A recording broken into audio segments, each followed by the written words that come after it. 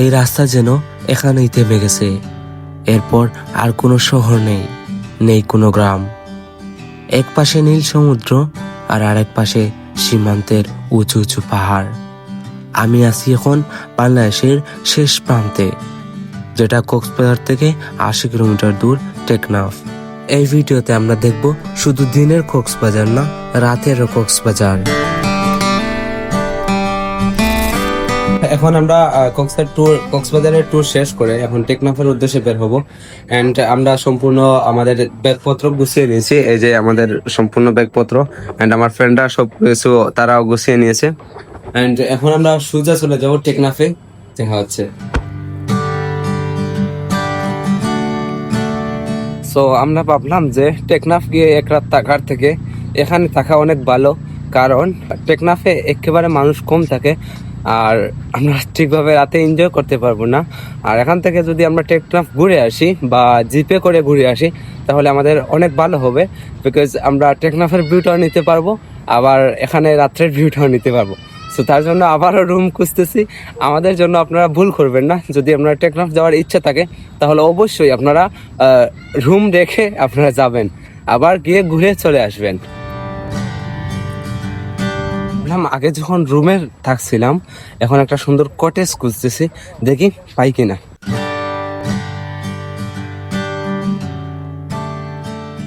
তো এতক্ষণ খোঁজার পরও আমরা কোনো কটেজ পাই নাই। জানি না আমাদের কপাল খারাপ নাকি ভাগ্যটা খারাপ। এখন দেখি বিচের কাছে একটি রুম পেয়েছি, আর দিকে যাচ্ছি, দেখি রুমটা হয় কিনা আমাদের জন্য। আমাদের মতো আপনারা ভুল করবেন না, না হলে এরকম হয়রানির শিকার হতে হবে। সো অবশেষে এত খোঁজাখুঁজির পর আবার আমরা রুম পেয়েছি। এন্ড আমরা যে ভুলটা করেছি ভাই, এটা মানে অনেকক্ষণ হয়রানির শিকার হতে হয়েছে। সো এখন রুমটা দেখাই আপনাদেরকে। এই আগের থেকে এই রুমটা মোটামুটি ভালো। দেখেন রুমের পরিবেশ অনেক বেশি সুন্দর। এখানে বেড রাখা আছে, এখানে 3 জনই বেড, আমরা যেহেতু 5 জন, সো এখানে আমরা 3 জন থাকতে পারবো আর ওই বেডে 2 জন থাকতে পারবো। তারপর আমাদের ওয়াশরুমটা, এই যে ওয়াশরুম, সো এই ওয়াশরুমটা মোটামুটি ভালো, মানে আগের থেকে এই রুমটা ভালো। আমরা লাবণী বীচ থেকে একটা সিএনজি ভাড়া করে নেই। অবশেষে আমরা একটা গাড়ি রিজার্ভ করে নেই, এন্ড আমরা সারাদিনের জন্য ওনাকে আমরা দেবো 1600 টাকা। সো আপনারা যদি আসেন তাহলে এই বাইকটির সাথে যোগাযোগ করবেন, ওনার নাম্বার আমি স্ক্রিনে দিয়ে দেবো। আপনারা পুরো কক্সবাজার ঘুরতে পারবেন এই দামের মধ্যে। বাইকটি আমাদেরকে নিয়ে যাবে প্রথমে কোথায় কোথায় যাবো একটু বলে। একদম লাস্টে পার্ক চলে যাবো, এখান থেকে দেখে নিয়ে আসবো এক একটা স্পট। ইনা নিয়ে আসবো, কাঁকড়া বিচ আসবো, তারপরে সোনাপাড়া বিচ আসবো, রেজুকাল, মিনি বান্দরবন, ওই একটা সব স্পট দেখে আসবো। প্রথমে আমরা একটা বিচ করে সবকিছু উনি দেখে আসবে আমাদেরকে।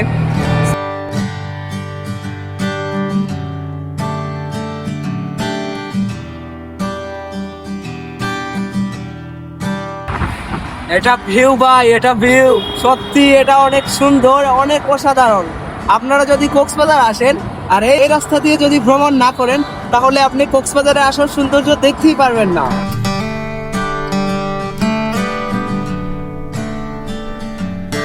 তো এখনকার রাস্তাগুলোর কাজ চলতেছে, তার কারণে অনেক বেশি ধুলো। তো রাস্তাগুলোর কাজ চলতেছে, আশা করি অনেক বেশি সুন্দর হবে। এটা হচ্ছে রেজুখাল ব্রিজ, আর এই ব্রিজের আসল সৌন্দর্যটা দেখেন।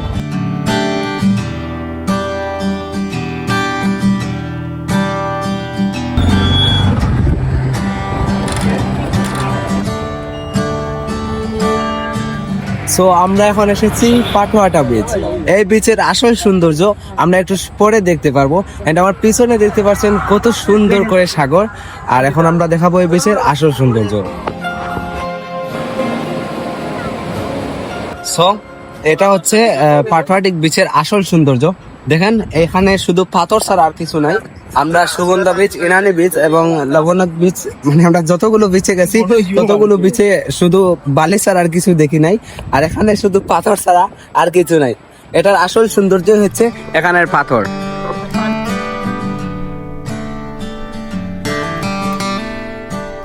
আপনারা যদি কক্সবাজার আসেন আর এই জায়গাগুলো না ঘুরেন তাহলে আপনি কক্সবাজারের আসল সৌন্দর্যটা উপভোগ করতে পারবেন না।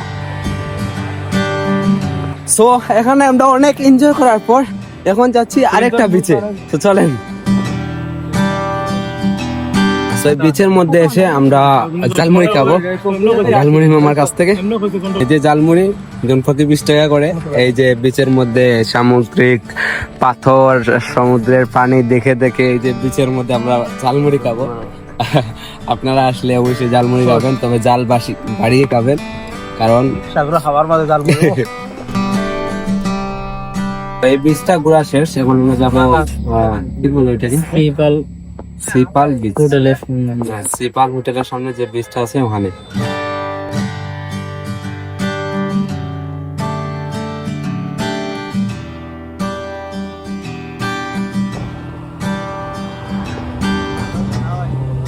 আপনারা এই ব্রিজে উঠতে হলে আপনাদের গুনতে হবে 200 টাকা, এন্ড আপনারা 2 ঘন্টা থাকতে পারবেন।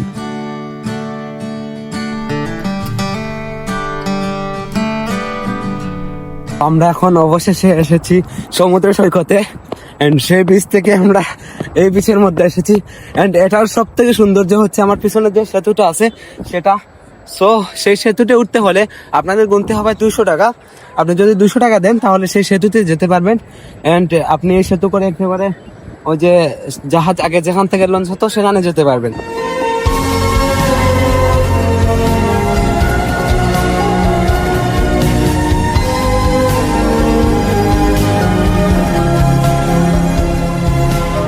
তো আপনাদের যদি এরকম আমাদের মতো দৌড়াতে হয় তাহলে কক্সবাজার থেকে একটু দূরে টেকনাফের দিকে আসেন, আপনারাও এরকম আমাদের মতো এনজয় করতে পারবেন। ট্যুরটা আমার কাছে সব থেকে বেস্ট একটা অ্যাডভেঞ্চার লাগে, কারণ আজকে যে আমরা ভিডিওগুলো করতেছি এন্ড যে মুভমেন্টটা পার করতেছি ভাই, সেটা সত্যি অসাধারণ। এখন আমরা যাচ্ছি চুনাপাড়া বিচে, আর এই বিচের সৌন্দর্য হচ্ছে এখানে অনেক নৌকা আছে, আপনারা আসলে পিকচার তুলতে পারেন। সো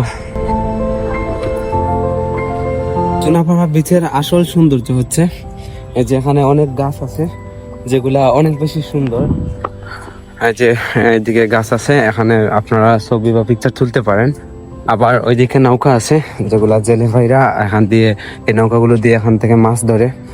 সো আমরা ঠিক সেই দিকেই যাচ্ছি। আমরা যাবো ওই যে নৌকার ওখানে, ওখানে গিয়ে কিছু পিকচার তুলবো অ্যান্ড কিছু ভিডিওস করবো। চলেন।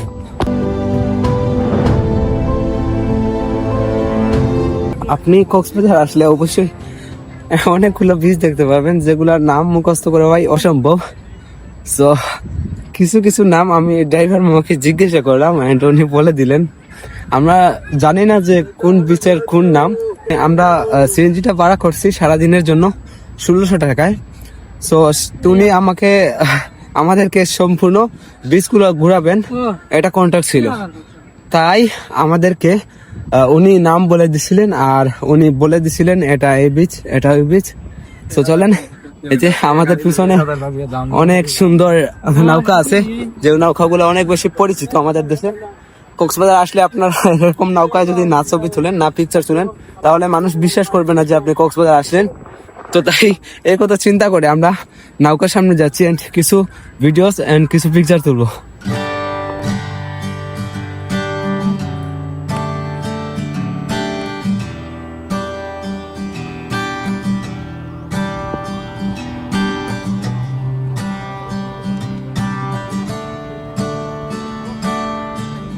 আমাদের সারাদিন ঘুরতে ঘুরতে এখন রাত হয়ে গেছে।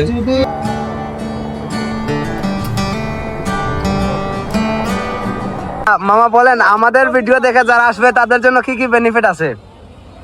ইনশাআল্লাহ আসুক। এই রোডের মধ্যে যত স্পট আছে সবগুলো দেখাবো। ফার্স্ট কথা হচ্ছে, আর যতটুকু পারি আমি গাইড হিসেবে ওনাদের সাথে থাকবো। আর আমি একজন প্রফেশনাল ক্যামেরাম্যান, যতটুকু পারি আমি নিজেই, যাতে ক্যামেরাম্যানের সাথে ঝামেলা না হয়, আপনি নিজে শুট করে দিবেন, ভিডিও করে দিবেন, ছবি ভিডিও এগুলো করে দেবো। আচ্ছা ঠিক আছে, ধন্যবাদ। আর কবে দেখা হবে পারছি না। ওকে, আল্লাহ হাফিজ। এখন আমরা দেখব রাতের আসল সৌন্দর্য।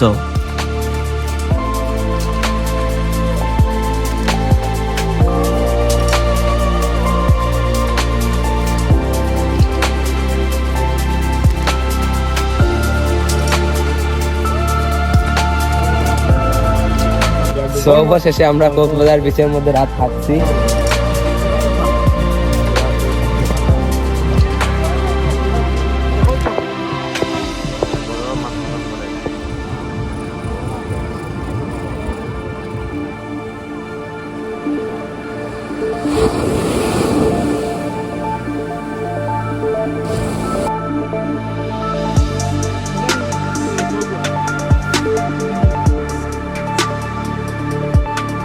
এখন আমরা পিছে যাব, গিয়ে গোসল করব, তারপর কক্সবাজারকে বিদায় জানাবো।